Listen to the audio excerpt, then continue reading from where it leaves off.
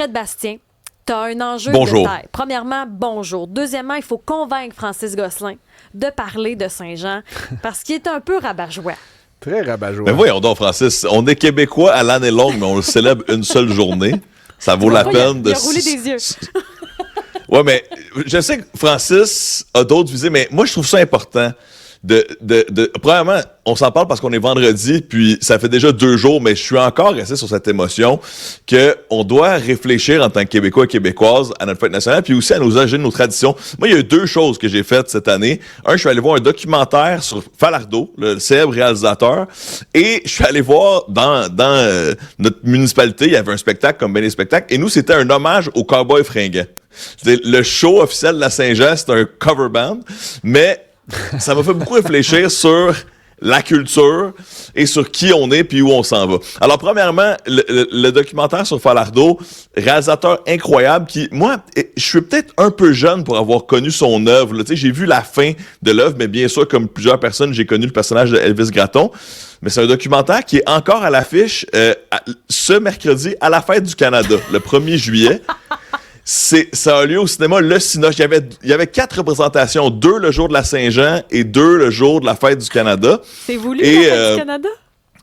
Ben, ça tombe bien, c'est un férié. Pourquoi pas aller justement dans un vieux club vidéo? Je pensais à vous, chers collègues, parce que la représentation était littéralement dans un ancien club vidéo. On était entourés de DVD et ça a 100% valu la peine. Je veux dire, les citations de Falardeau, justement, dans les médias, juste ça vaut absolument le déplacement.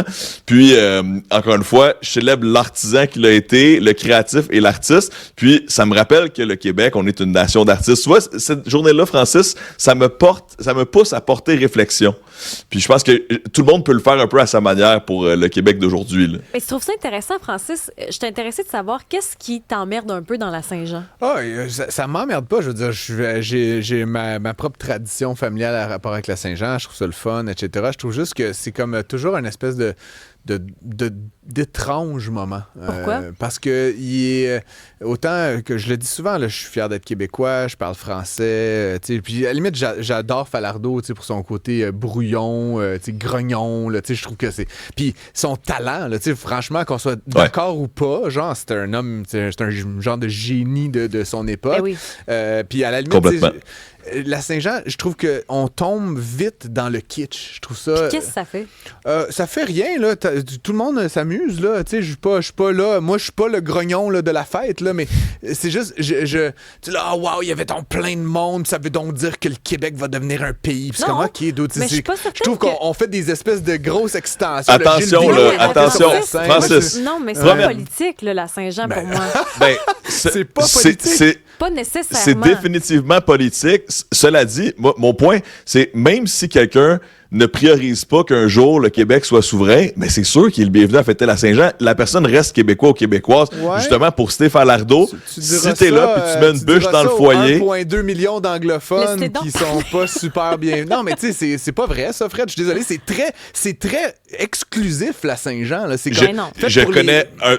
Bon, tu sais, je suis né sur l'île, Francis, là, j'ai 1 million d'amis francophones, plusieurs amis bilingues et anglophones aussi, puis plusieurs anglophones célèbrent à leur manière la Saint-Jean. C'est sûr que ça sera pas la même chose, mais tout comme il est défendable qu'il y a une partie de l'identité des Québécois qui touche parfois un peu une forme d'identité canadienne, certains le défendent, ben il y en a aussi qui peuvent dire que pour le Québec, ben il y a quand même une portion québécoise dans l'identité anglophone dans nos terres, puis ça, je trouve que ça vaut la peine de le souligner, puis il y en a qui le font, puis qui célèbrent le Fleur-de-Lysée, même s'ils croient aussi à une autre vision nationale. Oui, ben tu sais, il y a eu des rassemblements du Oui Québec en fin de semaine, cette semaine, mais il y a eu aussi ceux qui ont envie de se trouver une espèce de fierté où parfois, durant l'année, on a peut-être perdu foi en certains projets d'envergure, on a eu plusieurs irritants, il y a beaucoup de choses qu'on peut pointer du doigt, mais là, c'est de se rassembler puis de se dire, OK, qu'est-ce qui nous unit, qu'est-ce qui nous reste de positif là, une fois dans l'année? Il y a un peu ça aussi. D'où on vient et où on va. Puis ça, là, j'ai l'impression que c'est là où, Francis, je te rejoins. Toi, tu t'intéresses au futur du Québec, pas juste au passé de celui-ci. Puis bon, je sais pas si ça passe par une Saint-Jean heureuse, mais cet espoir-là, moi, ça m'aide à avoir une date dans le calendrier où je pense aux Québécois et aux Québécoises, même si on finit par le penser à tous les jours, là, tu sais, où j'ai une réflexion politique sur notre nation, puis j'en suis fier, puis je suis content de le faire. Puis là, je voulais parler des Cowboys fringants 2 secondes parce que, justement, le show à Belleuil, c'était un hommage aux Cowboys. C'était Le groupe s'appelle Joyeux Calvaire, comme la toune. Et je trouvais ça fascinant parce qu'il y a quelques semaines, Jeff Posé, qui a écrit les chansons des Cowboys fringants, ben, lui-même avait critiqué des groupes hommages en disant « Faites-vous vos propres tunes. Oui. Alors là, moi, j'écoutais ce show-là en pensant à tout ça, en disant, je comprends, pour Monsieur Posé, honnêtement, c'est du génie, les chansons des Cowboys. J'aimerais ça les chanter moi-même, si je les avais écrits moi-même, c'est sûr. Mais là, moi, je suis rendu à me dire que c'est du folklore, les Cowboys fringants. Ça appartient à tout le monde. J'ai un extrait de Andy Saint-Louis, une autre musicienne web, qui joue voici à quoi ça ressemble.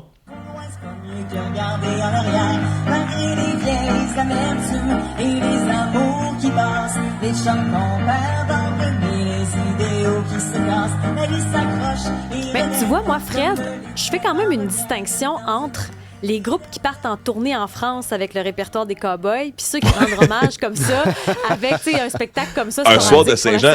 Puis, ouais. Non, mais quand je dis que c'est du folklore, ça se veut un compliment, mais c'est juste un état des faits. Je place Jeff Posé avec les Félix Leclerc de ce monde, avec les chansons intemporelles qui vont traverser, je l'espère, les chaumières québécoises pendant encore 100 ans, comme certaines des chansons du passé. Mais là, ça veut donc dire que ça appartient à tout le monde. Des fois, il y a des musiciens qui vont te faire une version où tu dis « Ouais, il me semble que c'était pas comme ça que je l'avais imaginé, mais le texte est encore là, puis on continue d'y penser. » Tu sais, moi, j'étais avec mon bébé de 6 mois à cette Saint-Jean-Baptiste. Elle écoutait son premier show, puis tu sais, quand elle entendait les étoiles filantes, c'est impossible pour moi de ne pas verser une larme en pensant à ce que cette chanson-là porte, tu sais, puis en soulignant encore une fois l'art des Cowboys fringants. Donc, tout comme Falardeau, eux qui étaient vus comme un groupe politique, ont des qualités artistiques et créatives et humaines qui vont dépasser les générations, j'ai l'impression.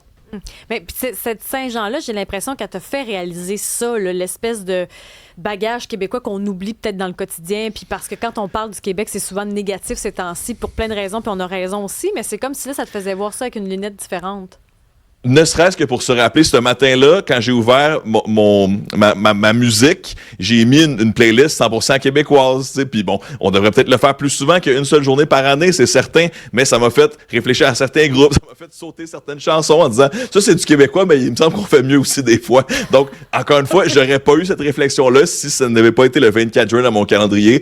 Je n'aurais pas skippé un groupe que je ne nommerai pas, parce que il vaut quand même la peine d'être entendu pour les fans. Fred Bastien. Merci pour ça. Bon vendredi. Ah ouais, embarque, ma belle. Ah ouais. À lundi.